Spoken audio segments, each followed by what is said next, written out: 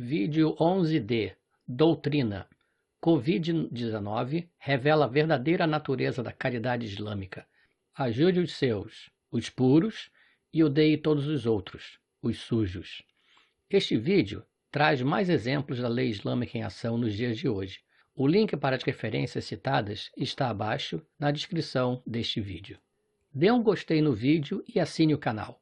E mais importante de tudo, compartilhe este vídeo. É muito importante que todos nós conheçamos a verdadeira natureza do islamismo, ou Islã, como preferir, e não a versão de propaganda embelezada que nos é vendida por ativistas islâmicos, apologistas, imprensa e até mesmo por algumas igrejas cristãs. E visite o blog infielatento.org. Logo no topo, o artigo Índice de Conteúdos do blog, Informação sobre Islã e Lei Islâmica, traz uma lista de artigos mais importantes e depois os artigos separados por ordem alfabética de assunto para facilitar o seu acesso por tema. Leia e compartilhe. Dois artigos recentes do historiador Raymond Ibrahim trazem à tona a verdadeira face do islamismo. Se não, vejamos. As crises costumam revelar a verdadeira natureza das pessoas. Nos Estados Unidos, por exemplo, médicos, enfermeiros e outros profissionais da área de saúde superaram sua obrigação em resposta à pandemia do Covid-19. O mesmo acontece com instituições de caridade, igrejas e outras organizações religiosas, muitas das quais ofereceram suas instalações para exames de coronavírus ou como centros médicos, distribuíram alimentos e suprimentos médicos para os necessitados, etc. É desnecessário dizer que nenhuma pessoa é discriminada por raça ou religião. Todos que precisam de ajuda são ajudados. No mundo muçulmano, o Covid-19 também está revelando a verdadeira natureza do Islã, resumida no conceito conhecido como Al-Wala wal-Bara. Ame quem e o que ela ama, odeie quem e o que Allah rejeita. Discutimos isso em um artigo cujo link listamos abaixo. A visão de um mundo islâmica, mesmo em momentos de crise, como na atual epidemia do coronavírus, é fundamentalmente baseada em uma dicotomia. Tudo e qualquer coisa não islâmica é má, suja, para ser evitada, odiada e combatida. Jihad. Qualquer coisa islâmica é boa, limpa, para ser abraçada, amada e defendida. Al-Wala wal-Bara. Veja também a zakat, imposto que todo muçulmano deve pagar e que é frequentemente, porém erroneamente, traduzido como caridade. Como praticamente em tudo que é islâmico, ela também discrimina, fazendo a distinção entre nós, muçulmanos, e eles infiéis. A lei islâmica é bastante clara. Lei Islâmica H824. Não é permitido dar a zakat para um não muçulmano. Como sempre, o Paquistão, cujo nome significa Terra dos Puros, ou seja, dos muçulmanos, oferece amplos precedentes. Diversos relatos descrevem que tem sido negada a ajuda alimentar a hindus e cristãos pobres que, como os muçulmanos, sofrem de coronavírus. Um relatório de 30 de março diz que o Savilani Welfare International Trust, uma ONG de Karachi, se recusou a dar cartões de racionamento para não muçulmanos, dizendo que apenas os muçulmanos têm direito a eles. A razão dada para isso é que a zakat, a esmola islâmica, um dos 5 pilares do Islã, é reservada para os muçulmanos. Em outro incidente, houve um anúncio feito pelo alto-falante de uma mesquita no bairro de Sher Shah, em Lahore, convidando os cidadãos a coletar alimentos enviados pelo governo. Quando os cristãos chegaram ao ponto de distribuição e apresentaram seus cartões de identidade, eles foram solicitados pelos funcionários a saírem da fila, alegando que o alimento era apenas para os cidadãos muçulmanos. Em um outro incidente, ocorrido no domingo 5 de abril, mais de 100 famílias cristãs da vila de Sanda Kalan, localizada no distrito de Kasur, na província de Punjab, no Paquistão, foram excluídas da distribuição de ajuda alimentar. O sheik Abdul Halim Hamid, um clérigo da mesquita local, decidiu que a ajuda alimentar seria distribuída apenas a famílias muçulmanas. Por mais vergonhoso que esse comportamento tendencioso seja, ele também é perfeitamente islâmico, como descrito nesta fátua 87316, que diz: se um muçulmano der zakat a não muçulmanos, sua ação não o libertará do dever da zakat.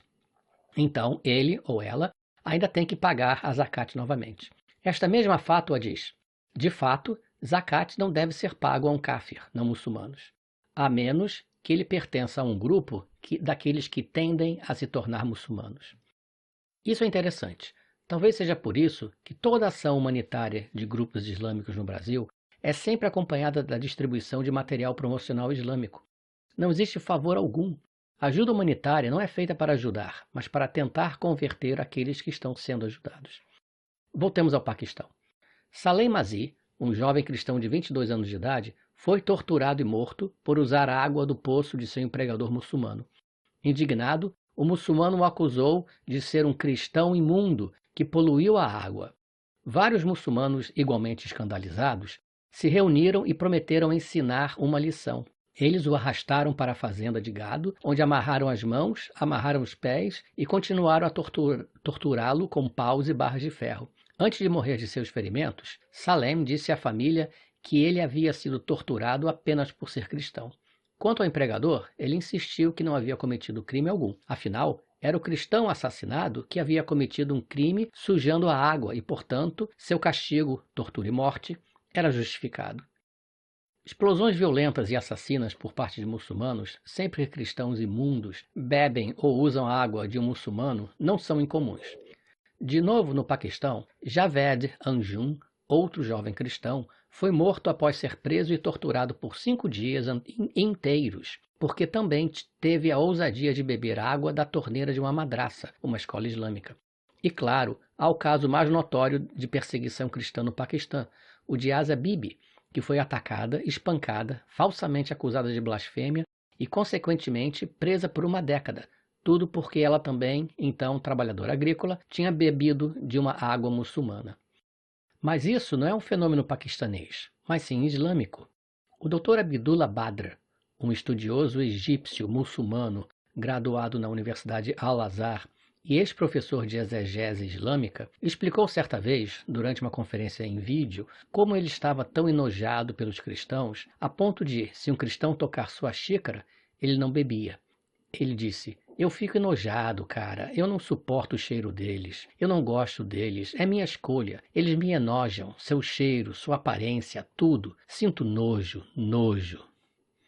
Compare esse comportamento com o comportamento do muçulmano em relação aos seus correligionários. Então, nada é nojento demais, pois aparentemente o muçulmano nunca pode poluir nada. De fato, atualmente os muçulmanos estão incentivando outros muçulmanos a entrar em contato, apesar dos temores globais de contrair o Covid-19.